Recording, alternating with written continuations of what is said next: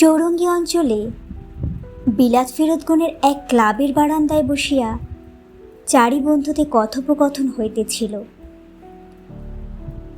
সকলেই প্রায় সমবয়স্ক, তবে কেহই 40-এর নিচে নহেন। সকলেই খ্যাতি, মান ও বিত্ত সঞ্চয় করিয়া সুখে স্বচ্ছন্দে জীবনযাত্রা নির্বাহ করিতেছেন। আজ এই ক্লাবে একটা উৎসব ছিল। সে সকল কার্য শেষ হইয়া গিয়াছে। মেম্বারগণ এইখানেই ডিনার ভোজন সমাধা করিয়াছেন। অনেকে স্বস্বগৃহে প্রত্যাবর্তন করিয়াছেন। ইহারাও এই গ্লাসটা শেষ হইলেই উঠিবেন, এইরূপ সংকল্প। এমন সময় ছাত্র জীবনে বিলাতে কে কিরূপ প্রেম চর্চা করিয়াছেন সেই প্রসঙ্গ উপস্থিত ব্যক্তি দত্ত সাহেব বলিলেন, আমাদের সময় ধীরেনকে নিয়ে একটা ভারী কাণ্ড ঘটে গিয়েছিল। তোমরা কেউ তখনও বিলেত যাওনি, কিন্তু সেখানে গিয়ে ধীরেনের কথা কি শোনোনি? ধীরেন ঘোষাল।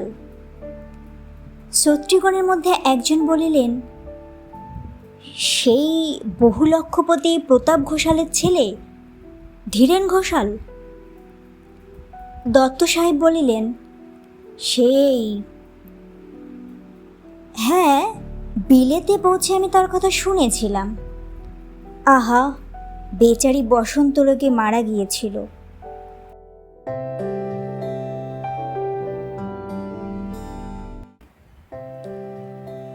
গল্পগুচ্ছ বাই প্রিয়া চ্যানেলে আপনাদের সকলকে স্বাগত জানাই।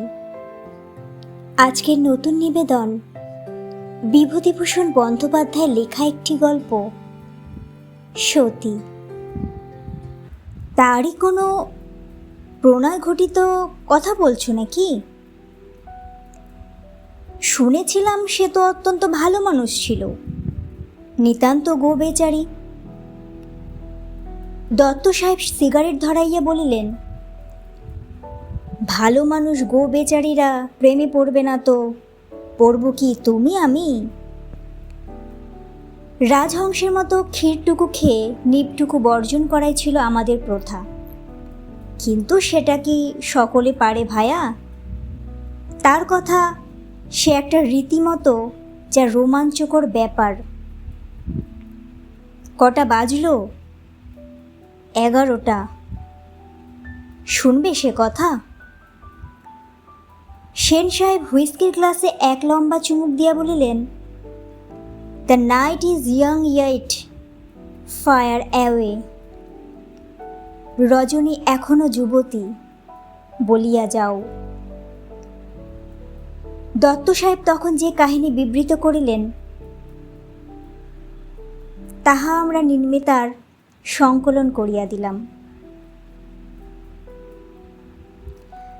ধীরেন প্রথমে যখন বিলাতে পদার্পণ করিল তখন সে একটি জানোয়ার বলিলেই হয়। তখনও টাই বাঁধিতে শেখে নাই, বাঁধাটাই ব্যবহার করিত। পেভমেন্টকে বলিত ফুটপাথ, হেস্টোরাকে বলিত হোটেল এবং পার্সকে বলিত মনি ব্যাগ। যাহারা হুইস্কি ব্র্যান্ডি পান করে তাহাদিগকে সে ভয়ানক দুশ্চরিত্র ও নিতান্ত নরাধম জ্ঞান করিত। বিলাতে আমি ছাড়া তাহার পূর্ব পরিচিত কোনো বন্ধু ছিল না, সুতরাং সে আসিয়া আমার বাসাতেই উঠিল। আমি স্টেশনে গিয়া তাহাকে নামাইয়া আনিয়াছিলাম। তাহাকে জিজ্ঞাসা করিলাম, কি পড়বে? প্রথমত ইঞ্জিনিয়ারিং, তারপর ডিগ্রি নিয়ে জাহাজ নির্মাণ শিখতে বাবা বলে দিয়েছেন। বাবার মতলব আছে ভবিষ্যতে একটা কোম্পানি গঠন করে জাহাজের নির্মাণের কারখানা খুলবেন। তাহলে তো অন্তত বছর 5 ধাক্কা বল। তা বাবা মাসে মাসে কত পাউন্ড করে তোমায় পাঠাবেন? পাঠাবেন কি, সমস্ত টাকাই তো তিনি আমার সঙ্গে দিয়েছেন, অর্থাৎ ড্রাফট দিয়েছেন। ড্রাফট ভাঙিয়ে নিয়ে কোনো ব্যাংকে জমা রাখতে বলেছেন, প্রয়োজন মতো মাসে মাসে বের করে নিতে হবে। কত পাউন্ড? 4,000। আমি বিস্ময়ে চমকিয়া উঠিলাম। বলিলাম, 4,000 পাউন্ড? 60,000 টাকা? Lucky dog. ধীরেন বলিল, বাবা বলেছেন বিদেশ বিভুঁই, হঠাৎ কোনো বিপদ আপদ হয়, ব্যারাম পীড়া হয়, কিছু বেশি টাকা সঙ্গে থাকা ভালো, যা অবশিষ্ট থাকবে ফেরবার সময় দেশে নিয়ে যেতে বলে দিয়েছেন। আমি বললাম, আদর্শ পিতা, কিন্তু পুত্ররত্ন যদি তার এই কাঁচা বয়সে বদখেয়ালিতে টাকাগুলো উড়িয়ে দেয়? ধীরেন সগর্বে বলিল, সে বিশ্বাস আমার উপর বাবার আছে। জন্মকাল থেকে এই 25 বছর তিনি আমার উপর সতর্ক দৃষ্টি রেখেছেন, এই তিনি বেশ জানেন অন্যায়ভাবে টাকা ওড়াবার ছেলে আমি নই। 8-10 দিন লন্ডনে থাকিবার পর ধীরেন গ্লাসগো বিশ্ববিদ্যালয়ে যাইতে প্রস্তুত হল। আমাকে বলিল, তুমি আমার সঙ্গে চলো ভাই, সব ঠিক ঠিকানা করে দিয়ে আসবে। তৎপূর্বেই তাহার সেই 4,000 পাউন্ডের ড্রাফট ভাঙাইয়া ব্যাংকে হিসাব খোলা হইয়াছিল। আমি ধীরেনকে সঙ্গে লইয়া গ্লাসগো গিয়া তাহার ভর্তি করিয়া দিলাম। একটা উচ্চ শ্রেণীর বোর্ডিং হাউসে তাহার থাকিবার বন্দোবস্ত করিয়া দিয়া আসিলাম। গ্লাসগো হইতে প্রায় সে আমায় চিঠিপত্র লিখিত। মাস 6 পরে ধীরেনের নিমন্ত্রণে আমি একদিন গ্লাসগো যাত্রা করিলাম। দেখিলাম এই 6 মাসে সে অনেকটা মানুষের মতো হইয়াছে। এখন সে আর ইংরেজি উচ্চারণে ভুল করে না।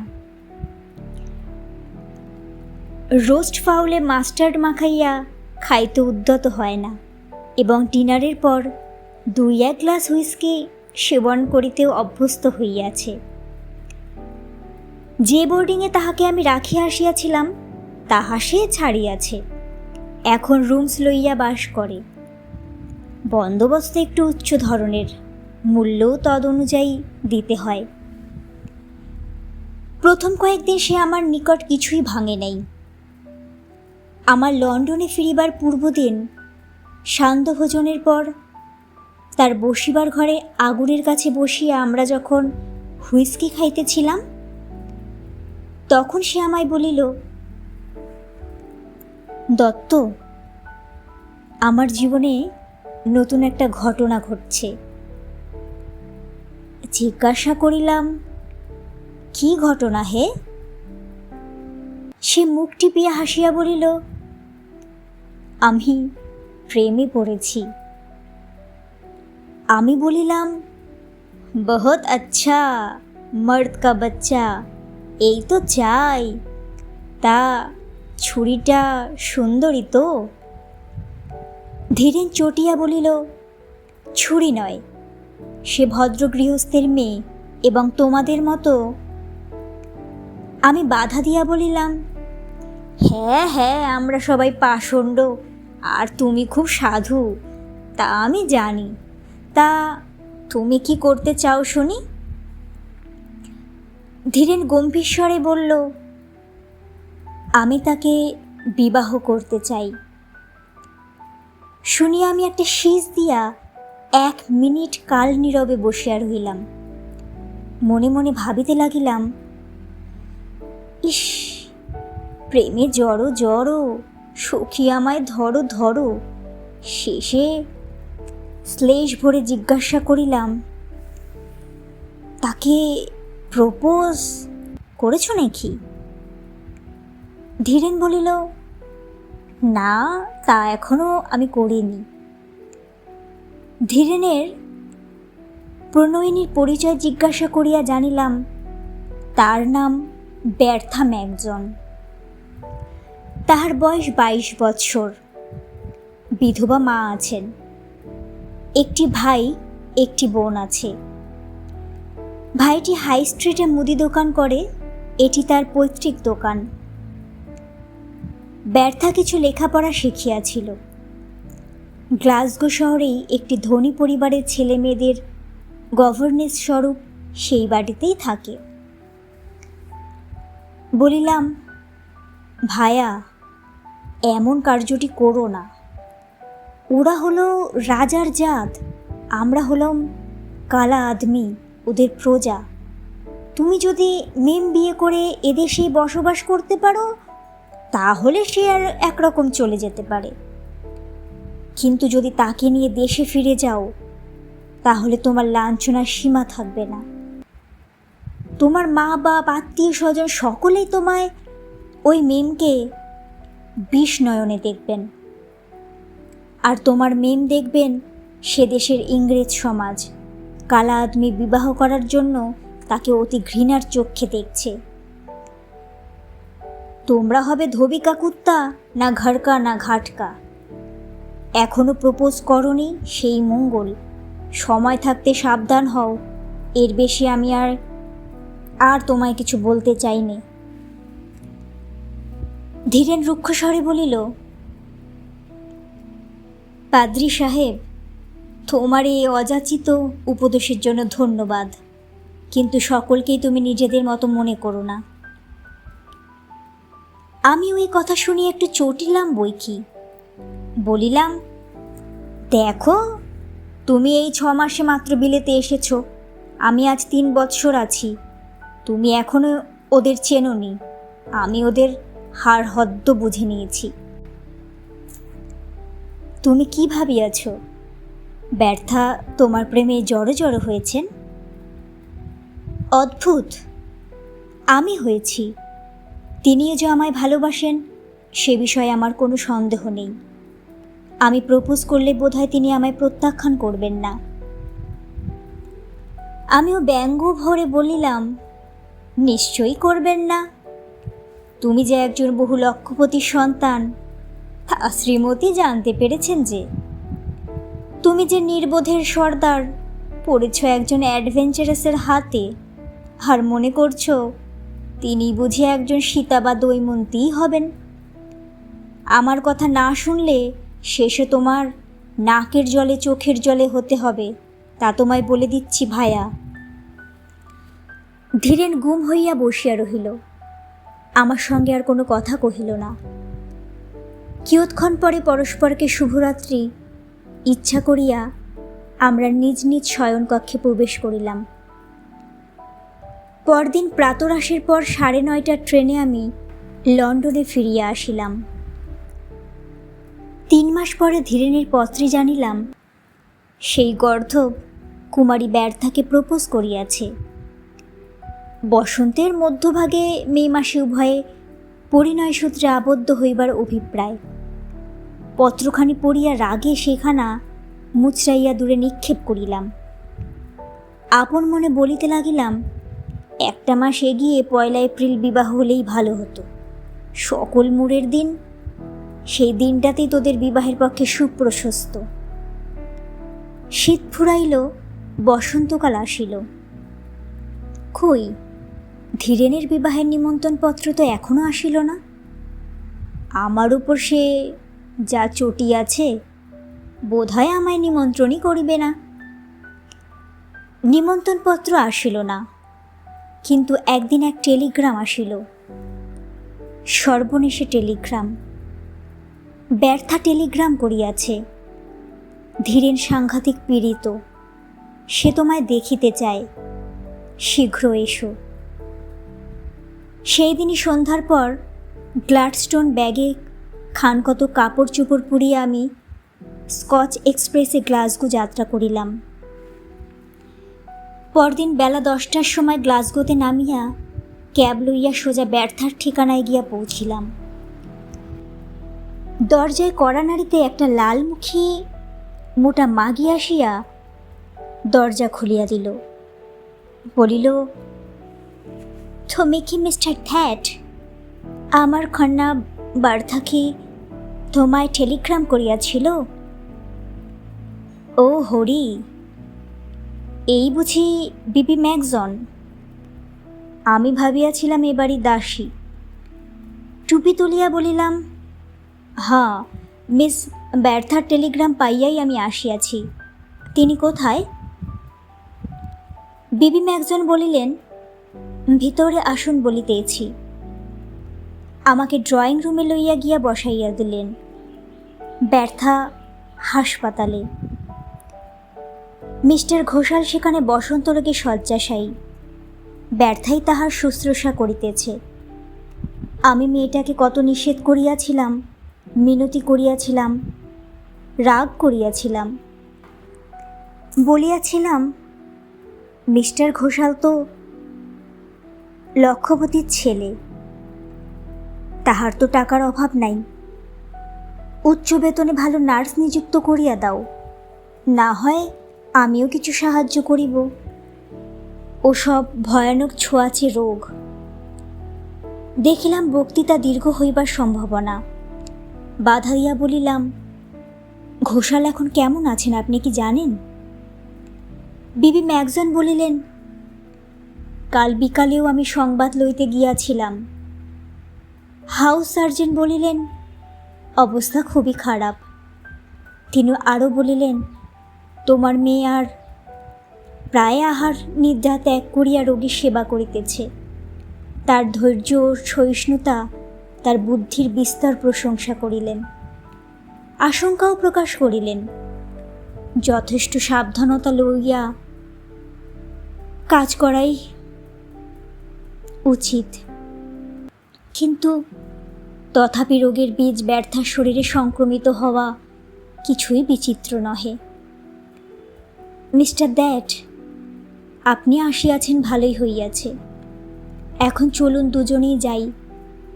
2 বা 3 ভালো ভালো বহুদর্শী নার্স নিযুক্ত করিয়া ব্যর্থাকে বুঝাইয়া তাহাকে নিরস্ত করি। নাহিলে ব্যর্থাকে যদি ওই রোগে আক্রমণ করে, তবে আমার কি হইবে?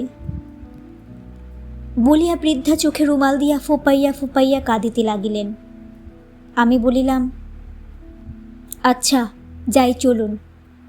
আমার ব্যাগটা দয়া করিয়া এখন আপনার গৃহে রাখুন, ফিরিয়া একটা বাসা ঠিক করিয়া উহা লইয়া যাইব। বৃদ্ধা বলিলেন, ব্যাগ দিন, দয়া করিয়া 10 মিনিট অপেক্ষা করুন, আমি কাপড় বদলাইয়া আসিতেছি। আপনার জন্য 1 পেয়ালা চা ও কিছু প্রাতরাশ পাঠাইয়া দিব কি?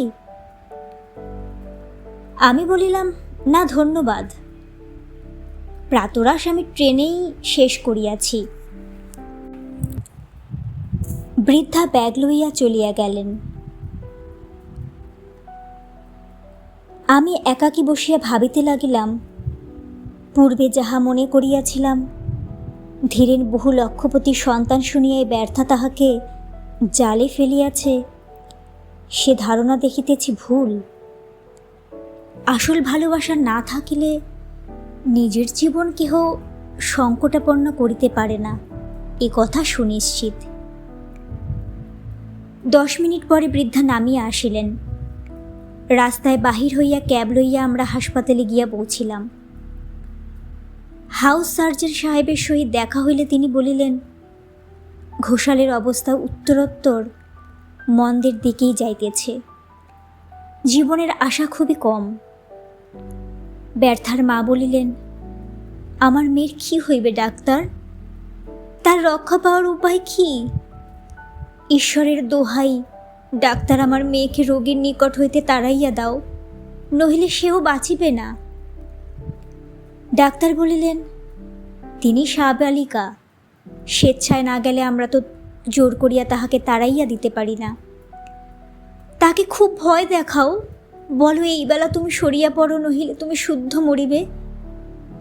ডাক্তার বলিলেন, সে ভয়ও দেখাইছি, কোনো ফল হয় নাই। তিনি বলিয়াছেন, উনি আমার স্বামী এবং উনি হিন্দু। উনি যদি মরেন, আমি নিজেকে হিন্দু বিধবা বলিয়া মনে করিব এবং সতী হইব। বিবি ম্যাকজন সবিস্ময়ে জিজ্ঞাসা করিলেন, সে আবার কি? সতী হইব কি? ডাক্তার সাহেব শিক্ষিত ব্যক্তি। ভারতবর্ষে সতীদাহ প্রথা পূর্বে কিরূপ ছিল তাহা সংক্ষেপে বুঝাইয়া দিয়া আমার দিকে ফিরিয়া জিজ্ঞাসা করিলেন, এই না মিস্টার দ্যাট? আমি বলিলাম, তাই বটে। শুনিয়া বিবিমা একজন আতঙ্কে শিহরিয়া উঠিলেন। বলিলেন, ওহ, কি মরুতা, কি ভয়ঙ্কর! হায় হায়, কি হবে ডাক্তার? রোগী যদি মরে, ব্যর্থা যদি তার সঙ্গে জীবন্ত পুড়িয়া মরিতে চায়, তবে কি সর্বনাশ হইবে। আমার যে একগুঁয়ে মেয়ে, ও সব পারে। উহা নিবারণের কি কোনো উপায় নাই ডাক্তার? ডাক্তার বলিলেন, যথেষ্টই আছে, আমাদের আইনে উহা চলিবে না। আত্মহত্যার চেষ্টা করিলে পুলিশ গিয়া বাধা দিবে। ঈশ্বরকে ধন্যবাদ বলিয়া বৃদ্ধা একটি স্বস্তির নিঃশ্বাস ফেলিলেন। আমাদের সেখানে রাখিয়া ডাক্তার রোগীকে দেখিতে গেলেন। ফিরিয়া আসিয়া আমায় বলিলেন, আপনি আসিয়াছেন শুনিয়া রোগী অত্যন্ত আহ্লাদিত হইয়াছেন। তার সঙ্গে দেখা করিবেন, চলুন। কিন্তু আধ ঘণ্টা মাত্রই। বসন্ত রোগীর সান্নিধ্যে কাহাকেও লইয়া যাইতে হইলে সে সকল প্রক্রিয়া ও সাবধানতা অবলম্বন করা আবশ্যক। তাহা করিয়া ডাক্তার আমায় ধীরেনের কক্ষে লইয়া গেলেন। তার সাহারা দেহ কম্বলে ঢাকা, কেবল মুখখানি বাহির হইয়া আছে। সে মুখ আমি চিনিতে পারিলাম না। বসন্ত গুটিকায় তাহা আচ্ছন্ন। দেখিয়া আমার চক্ষে জল আসিল, কিন্তু রোগীর সাক্ষাতে অশ্রুপাত করা অন্যায়। বিবেচনার বহু কষ্টে আমি উহা সম্বরণ করিলাম। ডাক্তার সাহেব ব্যর্থাকে বলিলেন, মিস ম্যাগজন, তুমি চলো, স্নানাদি করিয়া তোমার মায়ের সাথে সাক্ষাৎ করিবে। তুমি তোমায় দেখিবার জন্য অপেক্ষা করিতেছেন। ব্যর্থা ধীরেনের শয্যাপার্শ্বে হাঁটু গড়িয়া বসিয়া স্নেহকমল কণ্ঠে বলিল, তুমি ততক্ষণ তোমার বন্ধুর সঙ্গে কথা কও। প্রিয়তম, আমি শীঘ্রই আসিতেছি। ক্ষীণস্বরে ধীরেন কি বলিল আমি তাহা শুনিতে পাইলাম না। ব্যর্থা ডাক্তার সাহেবের সঙ্গে চলিয়া গেল। জিজ্ঞাসা করিলাম, কেমন আছো ধীরেন? ধীরেন ক্ষীণস্বরে বলিল, আর কেমন আছি ভাই, আমার দিন তো ফুরিয়ে এসেছে। বড় জোর আর একদিন কি দুদিন বোধ হয়। আমি বলিলাম, ননসেন্স, ও কি কথা? তুমি ভালো হবে, 2-1 দিনের মধ্যেই বোধ হয় একটু সুরহা হবে। মুখে বলিলাম বটে, কিন্তু বুকে জোর পাইলাম না। ধীরেন বলিল, সে সম্ভাবনা কম, কিন্তু আমি গেলে আমার বাপ মার কি হবে? তাদের না হয় অন্য পুত্রকন্যা আছে, কিন্তু ব্যর্থার কি হবে? বলিলাম, শুনলাম উনি যেমন তোমার সেবা করছেন, তেমন সেবা মা কিংবা স্ত্রী ছাড়া বোধ হয় আর কেউ করতে পারে না। ধীরেন বলিল, বেশি বেশি। কোথায় মনে করেছিলাম আর মাসখানেক পরে ওকে বিবাহ করে সুখী হব, তা না হয়ে হলো কিনা চিরবিদায়ের ব্যবস্থা। আমি মাথা নত করিয়া নীরবে বসিয়া রহিলাম। শেষে বলিলাম, ভাই, 6 মাস পূর্বে তুমি যখন প্রথম ওর কথা আমায় বলেছিলে, তখন ওর সম্বন্ধে আমি নিষ্ঠুর ও অপমানকর মন্তব্য প্রকাশ করেছিলাম। এখন দেখছি তা ভুল, মহা ভুল। সেজন্য তুমি আমায় মাফ করো ভাই। ধীরেন বলিল, এ দেশে যেমন 5টা আমরা দেখি, সেই অনুসারেই তুমি বলেছিলে, তোমার দোষ কি? তুমি তো জানতে না, আর ওর যে এত গুণ তা আমি কি তখন সব জানতাম? ওকে বিয়ে করে নিয়ে গেলে আমার মা বাপ আত্মীয় স্বজন বিরক্ত হবেন শুনে ও কি বলেছিল জানো? ও বলেছিল, আমি তো সেখানে গিয়ে মেমের মতো থাকবো না, তোমার বোনেদের ছবিতে যেমন দেখেছি আমি সেই রকম শাড়ি পরব, সিঁদুর পরব, হাতে খাবো, খালি পায়ে বেড়াবো, তাহলেও কি আমি তাদের স্নেহ আকর্ষণ করতে পারবো না? সবই হলো, শাড়ি, শাখা, সিঁদুর সবই পরা হলো। বলিতে বলিতে ধীরেনের চোখ দিয়া হু হু করিয়া জল পড়িতে লাগিল। ডাক্তার সাহেবের নিকট ব্যর্থা যে সতী হইবার কথা বলিয়াছিল, সে কথা ধীরেন তো শোনে নাই। ভাবিলাম এখন উহাকে বলি। তারপর আবার মনে হইল, সে কথা বলিয়া তাহার যাতনা বাড়াইয়া আর ফল কি? একটু শান্ত হইয়া ধীরেন বলিল, ভাই, দুটি কাজের জন্য তোমায় ডেকেছি। প্রথম, আমার মৃত্যু হলে এরা যেন আমায় কবর না দেয়। লন্ডনে ক্রিমিটোরিয়াম আছে, আমায় কফিন সেখানে নিয়ে দাহ করো। দ্বিতীয় কথা, ব্যাংকে আমার এখনো 50,000 টাকা ওপর জমা আছে। বাসায় আমার ওয়ার্ড্রবের দেরাজে আমার চেক বই আছে, 2-3খানা চেক আমার সই করাও আছে। অন্ত্যেষ্টি খরচ 200 পাউন্ড যা লাগে, তা বাদে সমস্ত টাকা চেক লিখে ব্যর্থাকে দিও। এই দুটি কাজের জন্যই বিশেষ করে তোমায় ডেকে পাঠিয়েছিলাম। আর দেশে ফিরে গিয়ে আমার মা বাবাকে যথাসাধ্য সান্ত্বনা দিও। আর কি বলবো? আবার তার চোখ দিয়ে জল গড়াইয়া পড়িতে লাগিল। ডাক্তার সাহেব এই সময় আসিয়া বলিলেন, মিস্টার দ্যাট, আধ ঘন্টা উত্তীর্ণ হইয়া গিয়াছে, ইচ্ছা করেন তো আবার আসিয়া সাক্ষাৎ করিতে পারেন। ধীরেনের দিকে চাহিয়া বলিলাম, এখন তাহলে আসি ভাই। বলিয়া উঠিলাম। করিডরে যাইতে যাইতে দেখিলাম স্নান করিয়া তপস্বিনী গৌরীর মতো ব্যর্থা রোগী কক্ষ অভিমুখে যাইতেছেন। আমি টুপি তুলিলাম। কেবলমাত্র এটিকেট রক্ষার জন্য নহে, তার প্রতি শ্রদ্ধায় আমার বুক ভরিয়া গিয়াছিল। নীরবে আমি তাহাকে সম্মান জ্ঞাপন করিলাম।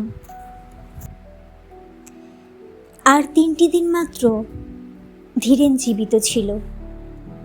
তাহার মৃত্যুর কয়েক ঘন্টা পূর্বেই সেই কালব্যাধি ব্যর্থার শরীরেও আত্মপ্রকাশ করিল। আমি তৎপূর্বে ধীরেনের চেক বই হইতে 2খানি চেক কাটিয়া রাখিয়াছিলাম, একখানি অন্ত্যেষ্টি ব্যয়ের জন্য, অপরখানি ব্যর্থার নামে। ধীরেনের মৃত্যুর পরদিন ব্যর্থার চেকখানি আমি ডাক্তার সাহেবের হাতে দিয়া যথা কর্তব্য তাহাকেই করিতে বলিয়াছিলাম। পরদিন ব্যর্থার সঙ্গে গিয়া আমি দেখা করিলাম। ব্যর্থা জিজ্ঞাসা করিল, আপনি কবে লন্ডন ফিরিবেন? বলিলাম, তোমাকে আরোগ্যের পথে দেখিয়া তারপর আমি যাইব। ব্যর্থা একটু মৃদু হাসিল, বলিল, ধীরেনের কফিন ভালো জায়গায় আছে তো? আছে। দেখুন, আমি মরিলে আমাকেও যেন কবর দেয় না, আমিও দাহ হইব। এবং বুঝিলেন? আমি বলিলাম, বুঝিয়াছি। ঈশ্বর করুন তাহা যেন আমায় না করিতে হয়। আপনি ভালো হইয়া উঠুন। ব্যর্থা বলিল, ঈশ্বরের অভিপ্রায় কি দেখা যাওক। দেখুন ধীরেনের সে চেকের কথা, যদি আমি বাঁচি ওই চেক আমি লইব, যদি না বাঁচি তবে ওই টাকা এই হাসপাতালে ধীরেনের স্মৃতি রক্ষার্থে দিয়া যাইব। ডাক্তার সাহেবকে আমি সে কথা বলিয়াছি। প্রতিদিন আমি গিয়া ব্যর্থার সংবাদ লইতাম। 7ম দিনে ব্যর্থার আত্মা তার প্রিয়তমের আত্মার অনুসরণে অনন্তের পথে ছুটিল। পরদিন রাত্রের ট্রেনে একজোড়া কফিন বুক করিয়া একই ভ্যানে পাশাপাশি রাখাইয়া লন্ডনে লইয়া গেলাম। ক্রিমেটোরিয়ামের অধ্যক্ষকে যাত্রার পূর্বে টেলিগ্রাম করিয়াছিলাম। অপরাহ্নকালে লন্ডনে পৌঁছিলাম। স্টেশনে তাহাদের সববাহী গাড়ি আসিয়া অপেক্ষা করিতেছিল, সেই গাড়িতে উভয় কফিন লইয়া। দাহগৃহের একটি লৌহময় চেম্বারের মধ্যে দুটিকে পাশাপাশি স্থাপন করাইয়া ফুল কিনিতে গেলাম। ফিরিতে সন্ধ্যা হইল। শখানেক টাকার ফুল ও মালা কিনিয়া আনিয়াছিলাম। কফিন দুইটির ওপর সেগুলি সাজাইয়া দিলাম। তারপর চেম্বারের লৌহদ্বার রুদ্ধ হইল। অধ্যক্ষ বিদ্যুৎ গৃহে প্রবেশ করিয়া সুইচ টিপিয়া দিলেন। এইবার তোদের ফুলসজ্জা হোক বলিয়া চোখে রুমাল দিয়া মাতালের মতো টলিতে টলিতে সে স্থান পরিত্যাগ করিলাম। দত্ত সাহেবের কাহিনী শেষ হইল। তখন রাত্রি প্রায় 1টা। বাই জোভ, এত রাত হয়েছে বলিয়া শত্রুগণ উঠিলেন। নিচে নামিয়া নিজ নিজ মোটরে আহরণে ক্লাব পরিত্যাগ করিলেন।